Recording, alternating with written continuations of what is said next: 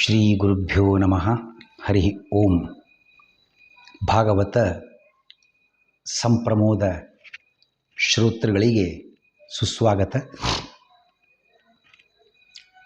ಹಿಂದಿನ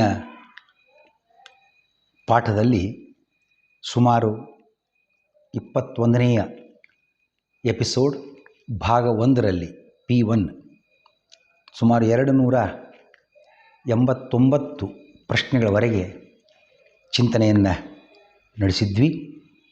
ಇದೀಗ ಇದೇ 21ನೇ ಎಪಿಸೋಡ್ ಭಾಗ 2ರಲ್ಲಿ 290ನೇ ಪ್ರಶ್ನೆಯಿಂದ ಪಾಠವನ್ನು ಮುಂದುವರಿಸೋಣ.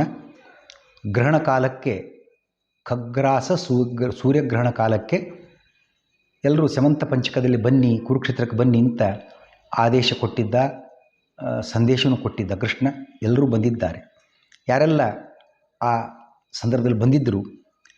ಕೋಸಲ, ವಿದರ್ಭ, ಉಶೀನರ, ಕುರು, ಸೃಂಜಯ, ಕಾಂಬೋಜ, ಕೇಕಯ, ಕುಂತಿ, ಮದ್ರ, ಗಾಂಧಾರ, ಕೇರಳ, ಪಾಂಚಾಲ ಮುಂತಾದ ವಿವಿಧ ಪ್ರದೇಶದ ರಾಜರು, ಅಲ್ಲಿರ್ತಕ್ಕಂಥ ಪ್ರಮುಖ ವ್ಯಕ್ತಿಗಳು, ನಂದಗೋಕುಲದವರು, ಯಾದವರು, ಭೀಷ್ಮದ್ರೋಣಾದಿಗಳು, ಪಾಂಡವರು, ಎಲ್ಲೆಡೆಯಿಂದ ಎಲ್ಲರೂ ಬಂದು ಕುರುಕ್ಷೇತ್ರದಲ್ಲಿ ಸೇರಿದ್ದರು. ಆವಾಗ ಸಹಜವಾಗಿ ಕುಂತಿ ವಸುದೇವರ ಉಭಯ ಕುಶಲೋಪರಿ ನಡೀತದೆ. ಕುಂತಿ ಹೇಳ್ತಾಳೆ ಅಣ್ಣನನ್ನು ಉದ್ದೇಶಿಸಿ, ಅಣ್ಣ, ನಮಗೆ ವಿವಿಧ ಆಪತ್ತುಗಳು ಬಂದಾಗ ನಿಮ್ಮ ಸಹಾಯ ನಮಗೆ ದೊರೆಯಲೇ ಇಲ್ಲ, ಯಾಕೆಂದರೆ ನಾವು ಅಷ್ಟು ಪುಣ್ಯ ಮಾಡಿಲ್ಲ ಅಂತ ದುಃಖವನ್ನು ತೋಡಿಕೊಳ್ತಾಳೆ.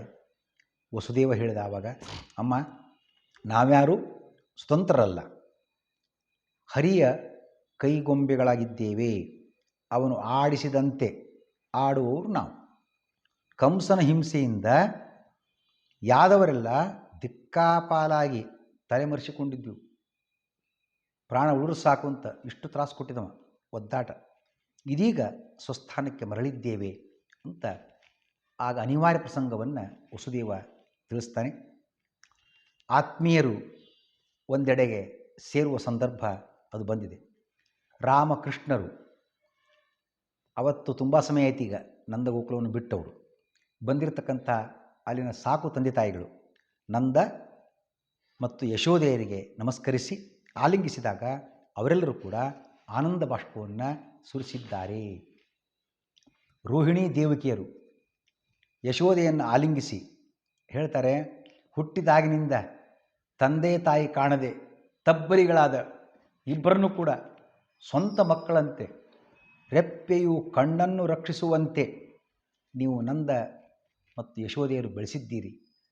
ನೀವು ಮಾಡಿದ ಈ ಉಪಕಾರಕ್ಕೆ ಇಂದ್ರ ಪದವಿ ನೀಡಿದರೂ ಸಹಿತ ಅದು ನಿಮ್ಮ ಋಣ ಪರಿಹಾರ ಆಗೋದಿಲ್ಲ, ಉಪಕಾರ ತೀರೋದಿಲ್ಲ ಅಂತ ಹೇಳಿ ಅವರು ಉಪಕಾರ ಸ್ಮರಣೆಯನ್ನು ಮಾಡಿದ್ದಾರೆ. ಎಲ್ಲರೂ ಆನಂದ ಬಾಷ್ಪವನ್ನು ಸುರಿಸಿದ್ದಾರೆ. ಆಗ ಗೋಪಿಯರು ಬಂದಿದ್ದಾರಲ್ಲ, ಕೃಷ್ಣನ ನೋಡ್ತಾ ಇದ್ದಾರೆ. ನೋಡುವಾಗ ಮಧ್ಯದಲ್ಲಿ ಈ ರೆಪ್ಪೆ ನಿಮಿಷಕ್ಕೊಂದು ಸಲ ತಾನಾಗಿ ಬಡ್ಕೊಳ್ತದೆ, ಮುಚ್ಚುತ್ತದೆ.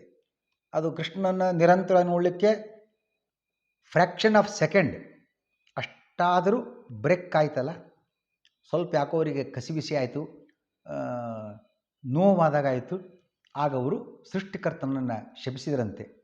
ಬಹುದಿನಗಳಿಂದ ಕೃಷ್ಣನನ್ನು ಕಾಣಲು ತವಕಿಸುತ್ತಿದ್ದ ಗೋಪಿಯರು ಅಲ್ಲಿದ್ದ ಕೃಷ್ಣನನ್ನು ತದೇಕ ಚಿತ್ತದಿಂದ ತುಂಬ ಸಮಯದ ನಂತರ ಮೊದಲಿದ್ದ ವಸ್ತುವನ್ನು ಪಡ್ಕೊಂಡಾಗ ದಿಟ್ಟಿಸಿ ತದೇಕ ಚಿತ್ತದಿಂದ ಅದನ್ನೇ ನೋಡ್ತಿರ್ತಾರೆ, ಅಲಭ್ಯ ಲಾಭವಾಗಿದೆ ಅಂತ.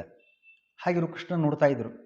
ಆದರೆ ರೆಪ್ಪೆ ಮಧ್ಯದಲ್ಲಿ ಒಂದು ನಿಮಿಷಕ್ಕೊಂದು ಸಲನೋ 2 ಸಲನೋ ಅದು ಅಲಗಾಡ್ತದೆ, ಕಣ್ಣು ಮುಚ್ತದೆ. ಅದು ಅಡ್ಡಿ ಬಂತಲ್ಲ ಆ ಕೃಷ್ಣನನ್ನು ನೋಡಲಿಕ್ಕೆ ಅಂತ ಆಗುವಾಗ ನಿಮಿಷಕ್ಕೊಂದು ಬಾರಿ ರೆಪ್ಪೆಯು ಕಣ್ಣನ್ನು ಮುಚ್ಚಿದಾಗ ತಮ್ಮ ನಿರಂತರ ಕೃಷ್ಣನ ವೀಕ್ಷಣೆಗೆ ರೆಪ್ಪೆ ಅಡ್ಡಿಯಾಯಿತೆಂದು ಗೋಪಿಯರು ಈ ರೆಪ್ಪೆಯನ್ನು ಯಾಕಾದರೂ ನಿರ್ಮಿಸಿದ್ದಾನೋ ಆ ಸೃಷ್ಟಿಕರ್ತ ಅಂತ ಹುಸಿಕೋಪದಿಂದ ಸೃಷ್ಟಿಕರ್ತನನ್ನು ಆಕ್ಷೇಪಿಸಿದ್ದಾರೆ. ಶ್ರೀಕೃಷ್ಣ ಅರ್ಪಣಿಸಿತು.